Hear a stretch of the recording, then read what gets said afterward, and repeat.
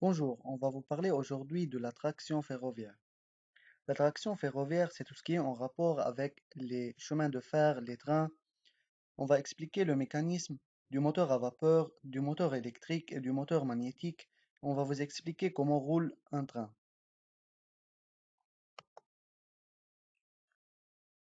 Voici les points qu'on va aborder. Dans ce vidéo, on va parler seulement de l'historique. On va parler de l'historique des chemins de fer.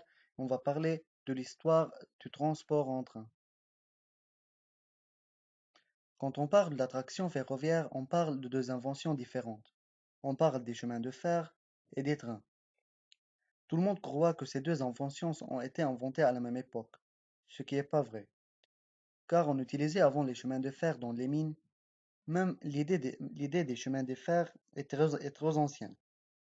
Elle a précédé la naissance du premier train 2500 ans.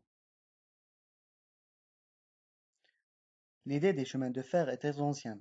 Elle était découverte à l'époque des Babyloniens, des anciens Égyptiens. Après l'invention de la roue, l'homme a commencé à chercher une méthode pour faciliter le déplacement des véhicules à roues.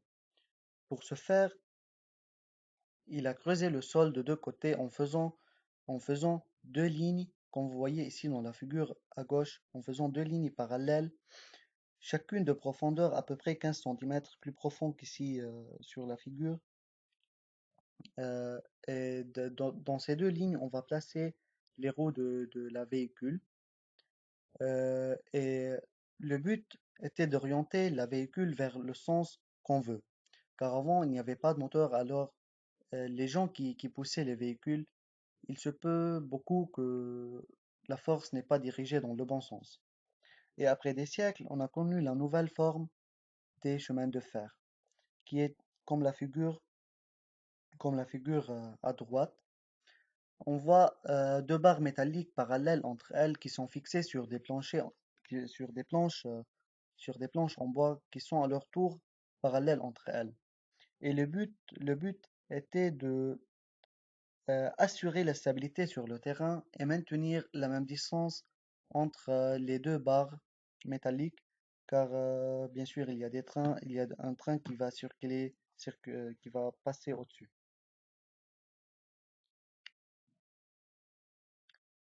Le train à ses débuts n'était consacré que pour le transfert des marchandises.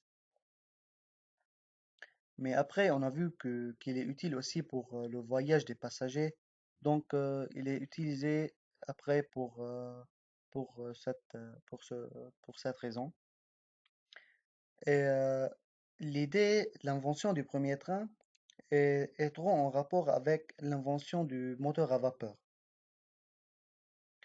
Le premier train est né en 1800, en 1825 grâce à George Stephenson, qui est un Anglais du Royaume-Uni, qui a planifié le premier modèle du train à vapeur. Et ce train a parcouru une distance de 40 kilomètres de Stockton à Childon à travers Darlington avec une vitesse moyenne à peu près 50 kilomètres par heure. Et après 7 ans, la traction ferroviaire a connu beaucoup de développement.